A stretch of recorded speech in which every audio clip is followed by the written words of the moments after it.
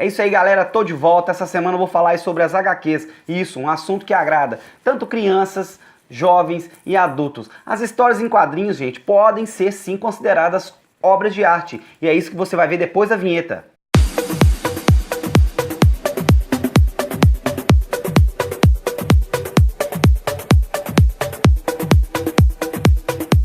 A obra ao lado é do artista Roy Lichtenstein, um importante representante da pop art que ajudou a elevar os desenhos em quadrinhos à categoria de obras de arte.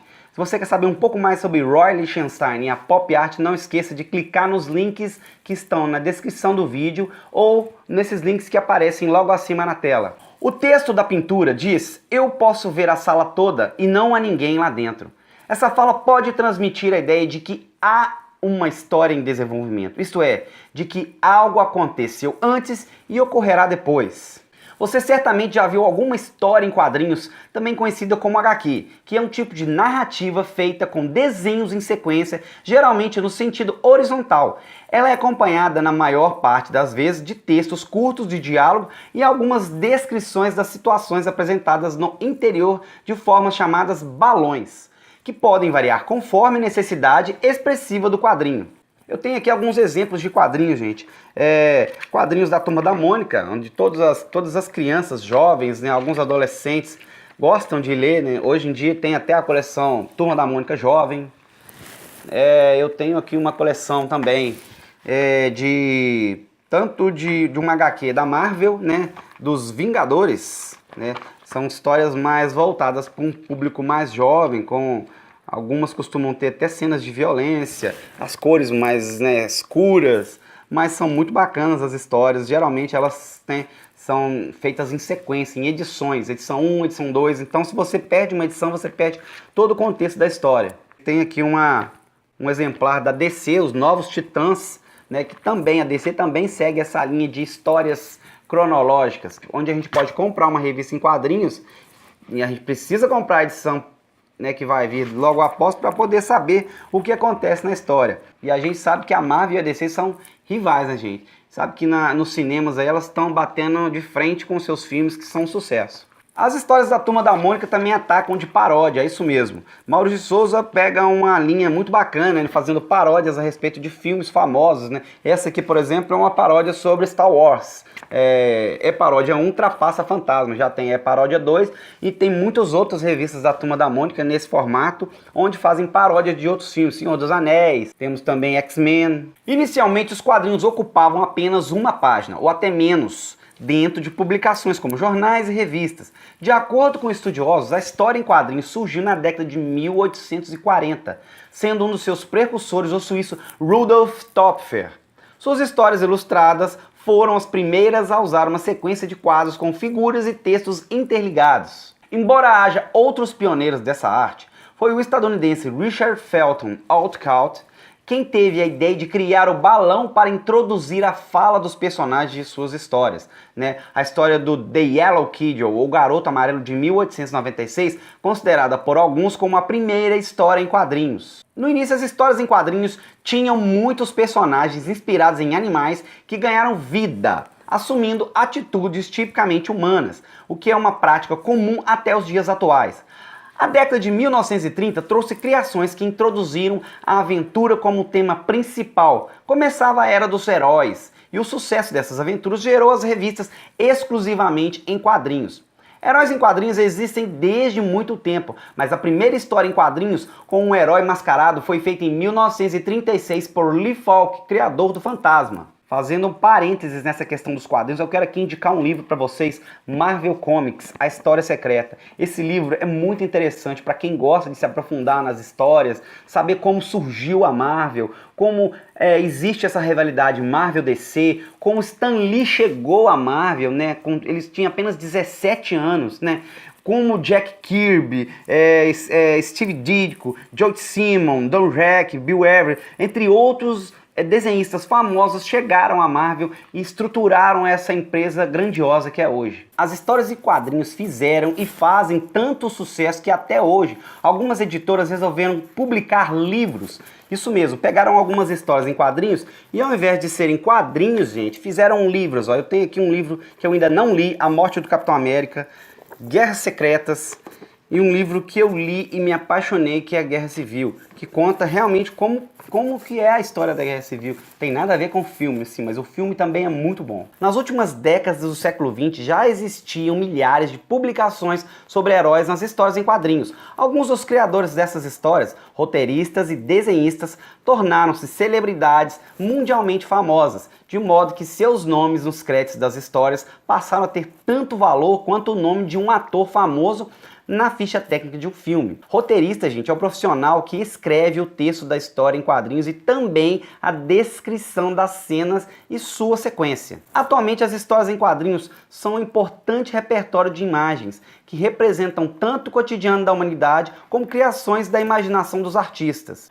O Brasil também foi um dos países pioneiros nas histórias em quadrinhos, como as Aventuras de Inhoquim, de 1869, de Angelo Agostini, um italiano que morava aqui. Na década de 1960, as publicações e os personagens brasileiros aumentaram de uma forma significativa. Dessa época, os destaques são Pererê de Ziraldo, desenhista que mais tarde criaria O Menino Maluquinho, e toda a série de personagens de Maurício de Souza, como Mônica, Cascão e Cebolinha. As histórias em quadrinhos têm um elemento muito importante chamado figura e fundo. De maneira simples, a figura é tudo aquilo que apresenta uma forma plena e se impõe antes de todos os elementos de uma imagem, chamando a nossa atenção para ela. E o fundo é o entorno dessa figura, ou seja, tudo que está em volta dela de menor destaque.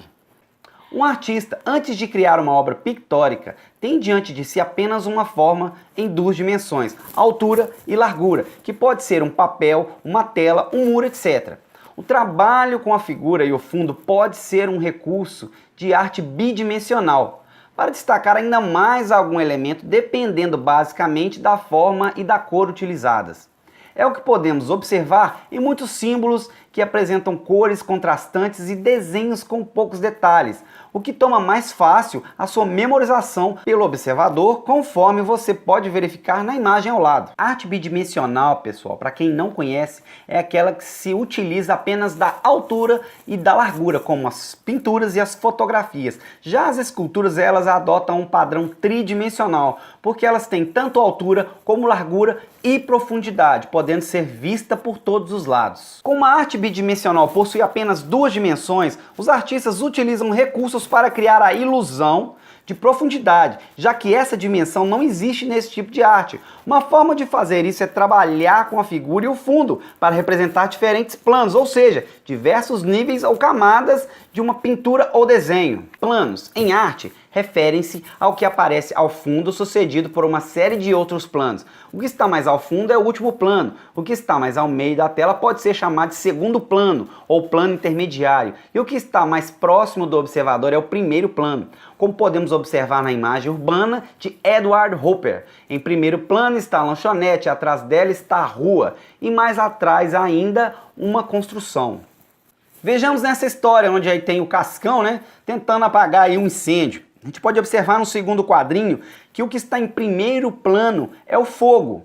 No sexto quadrinho a gente pode observar que o que está em segundo plano é o carro de bombeiros. Nós podemos também observar nesse sexto quadrinho três pontos principais. O primeiro com a figura de Cascão ao telefone, o segundo com o carro de bombeiros chegando e o terceiro com o fogo. O que não pode faltar nas histórias em quadrinhos também é o personagem. Geralmente, quando contamos algo, nos referimos a pessoas, animais que fazem ou dizem algo, ou ainda a objetos, emoções e sentimentos. Essas pessoas ou animais são os sujeitos da ação, aqueles que a vivenciam, ou seja, são os personagens que vivem certa situação e ou emoção ou sentimentos.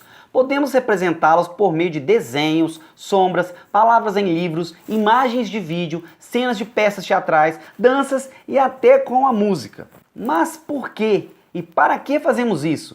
Qual é a razão e com que finalidade representamos? Contamos histórias, criamos personagens por meio dos nossos desenhos, como nas HQs, e do nosso corpo, como no teatro, na dança e na música. Para fazer o papel de um personagem, seja em desenhos, no teatro, na dança ou em qualquer outra linguagem, é preciso conhecê-lo bem, pesquisar, ler sobre ele, entendê-lo, pensar em como ele reagiria nessa ou naquela situação. Muitas vezes, o personagem pensa e age de maneira diferente da nossa. Mas como o estamos representando, temos que nos esquecer de nós mesmos interpretá-lo com toda a intensidade possível. Basta pensar sobre o personagem, imaginar como ele pensa, como ele age, como é a sua voz, o que diz, como fala, como anda, que roupas, o que adereços ele usa, do que gosta ou detesta, o que sente, onde está. Quanto mais soubermos sobre ele, mais fácil será representá-lo. Existem dois tipos de personagens. Existem personagens reais e imaginários.